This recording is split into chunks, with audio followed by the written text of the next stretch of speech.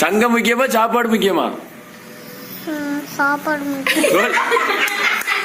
சங்கத்துல உறுப்பினர் நீ, சாப்பாடு முக்கியமா? அப்போ பாத்ரூம்ல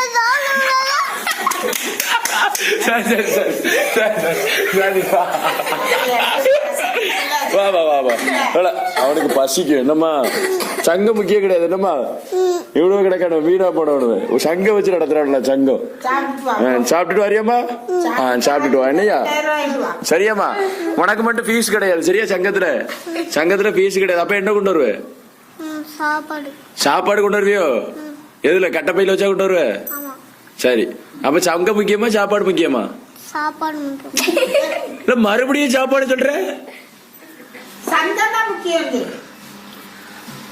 அப்ப எனக்கு பசிக்கு இருக்கும். என்ன சொல்?